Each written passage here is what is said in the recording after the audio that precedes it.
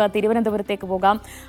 മുഹമ്മദ് ആഷിഖ് അവിടെ നിന്ന് വിവരങ്ങൾ നൽകും. ആഷിഖ്, അവിടെ റേഷൻ വ്യാപാരികളുമായി ഇന്ന് ചർച്ച നടക്കുന്നുണ്ട്. അവരുടെ പ്രവർത്തന സമയം കുറയ്ക്കുന്നതൊക്കെ ചർച്ച ചെയ്തേക്കുമെന്നാണ് അറിയുന്നത്. മറ്റൊന്നുള്ളത് KPCC ഭാരവാഹി യോഗം തന്നെയാണ്. ഒരുപാട് വിവാദങ്ങളുണ്ട്.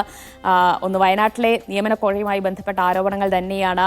അപ്പോൾ ഇതൊക്കെ തന്നെയായിരിക്കുമോ പ്രധാനമായും യോഗത്തിൽ ചർച്ചയാവുക?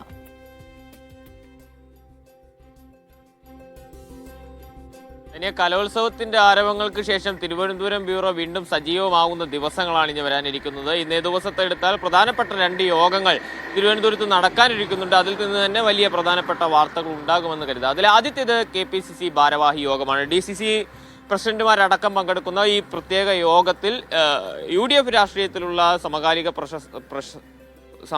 പ്രസക്തമായ വിഷയങ്ങൾ ചർച്ചയ്ക്ക് വരും എന്നുള്ളതാണ്. തദ്ദേശ സ്വയംഭരണ തെരഞ്ഞെടുപ്പ് മുന്നിൽ കണ്ടുകൊണ്ട് UDF രൂപീകരിച്ച മിഷൻ 25 അല്ല കോൺഗ്രസ് രൂപീകരിച്ച മിഷൻ 25 എന്ന പദ്ധതി വിലയിരുത്താനും അതിന്റെ പുരോഗതി വിലയിരുത്തുവാനും വേണ്ടിയിട്ടാണ് ഇന്നത്തെ യോഗം. എന്നാൽ മറ്റ് വിഷയങ്ങൾ കൂടി ചർച്ചയ്ക്ക് വരും. അതിലേറ്റവും പ്രധാനപ്പെട്ടത് കോൺഗ്രസിന്റെ തലപ്പത്ത് നേതൃത്വത്തിൽ ഉണ്ടാകുന്ന ഒരു കിടമത്സരമാണ്. മുഖ്യമന്ത്രി സ്ഥാനം ഉറപ്പിക്കാൻ വേണ്ടി നേതാക്കൾ നടക്കുന്ന ഒരു പ്രത്യേക മത്സര അടക്കമുള്ള കാര്യങ്ങൾ ഒരുപക്ഷെ വിമർശനമായി തന്നെ ഈ യോഗത്തിൽ ഉയർന്നേക്കാം. മറ്റൊന്ന് ദിവ്യ സൂചിപ്പിച്ച വയനാട്ടിലെ പ്രശ്നമാണ്. വയനാട്ടിലെ DCC ട്രഷററുടെയും മകന്റെയും അസ്വാഭാവിക മരണവും അദ്ദേഹത്തിന്റെ ആത്മഹത്യാക്കുറിപ്പ് പുറത്തു വന്നതുമായി ബന്ധപ്പെട്ട് വലിയ പ്രതിസന്ധി UDFിനുള്ളിൽ തന്നെ കോൺഗ്രസിനുള്ളിൽ തന്നെ രൂപപ്പെട്ടിട്ടുണ്ട്. കോൺഗ്രസിന് അകത്തു നിന്നുള്ള നേതാക്കളടക്കം ഇക്കാര്യത്തിൽ വിമർശനപരമായ നിലപാടെടുക്കുന്ന സാഹചര്യവും ഉണ്ടായിട്ടുണ്ട്. LDF ശക്തമായ പ്രതിഷേധം ഈ ഘട്ടത്തിൽ ഉയർത്തുന്നുണ്ട്. IC ബാലകൃഷ്ണന്റെ രാജി അടക്കം ആവശ്യപ്പെട്ടുകൊണ്ടുള്ള. അപ്പോൾ ആ വിഷയങ്ങളിലടക്കം ഒരു ചർച്ച ഇന്നത്തെ യോഗത്തിൽ ഉണ്ടാകും. മറ്റ് വിഷയങ്ങൾ കൂടിയുണ്ട്. PV അൻവറിന്റെ UDF പ്രവേശനം, അബു ജോൺ ജോസഫിന്റെ കേരള കോൺഗ്രസ് മാണി വിഭാഗത്തെ UDFിലേക്ക് ക്ഷണിച്ചുകൊണ്ടുള്ള പ്രസ്താവനയടക്കമുള്ള വിഷയങ്ങൾ ഇന്നത്തെ യോഗത്തിൽ ചർച്ചയാകും. ചിലപ്പോൾ ഒരുപക്ഷെ കടുത്ത വിമർശനങ്ങളടക്കം യോഗത്തിൽ ഉയർന്നു വന്നേക്കാം. അതെല്ലാം വലിയ വാർത്തയാകും.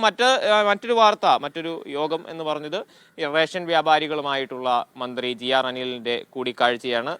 വിവിധ പ്രശ്നങ്ങൾ ഉന്നയിച്ചുകൊണ്ട് നിരവധി തവണയായി റേഷൻ വ്യാപാരികൾ മന്ത്രിയുമായി ചർച്ച നടത്തുന്ന മറ്റു വിഷയങ്ങൾ തീരുമാനങ്ങളുണ്ടാകും. ഇന്ന് ഉണ്ടാകുന്ന യോഗത്തിൽ ഉണ്ടാകുന്ന ചർച്ച പ്രധാനമായും അവരുടെ റേഷൻ വ്യാപാരികളുടെ ശമ്പള പരിഷ്കരണവും മറ്റ് കാര്യങ്ങളുമായിരിക്കും. അതുപോലെ ക്ഷേമനിധി അടക്കമുള്ള കാര്യങ്ങളിൽ ഇന്ന് ചർച്ച ചെയ്യും. അക്കാര്യങ്ങളിൽ ഒരു തീരുമാനം ഉണ്ടാകും എന്നാണ് കരുതുന്നത്. കൂടാതെ റേഷൻ കടയുടെ സമയം കുറയ്ക്കുന്നതടക്കമുള്ള കാര്യങ്ങളിൽ ഇന്നത്തെ യോഗത്തിൽ തീരുമാനമുണ്ടായേക്കും. മറ്റൊന്ന് പോസ്റ്റ് മെഷീനുമായി ത്രാസ് ബന്ധിപ്പിക്കുന്നതിലുണ്ടാകുന്ന അപ്രായോഗികത അത് റേഷൻ വ്യാപാരികൾ മന്ത്രിയെ ധരിപ്പിക്കും. ഇത് മുൻപ് ഈ രീതിയിലുള്ള ഇടപെടൽ നടത്തിയപ്പോൾ അത് പരാജയമായി പോയതാണ് എന്ന നിലപാടിലാണ് റേഷൻ വ്യാപാരികളുള്ളത്.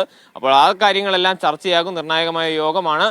റേഷൻ വ്യാപാരികളുടെ ആവശ്യങ്ങൾ സർക്കാർ ഏത് നിലയിൽ പരിഗണിക്കും എന്നുള്ളതാണ് ആ യോഗത്തിന് ശേഷം ഉണ്ടാകുന്ന അറിയേണ്ട ഒരു കാര്യം എന്നുള്ളതാണ്.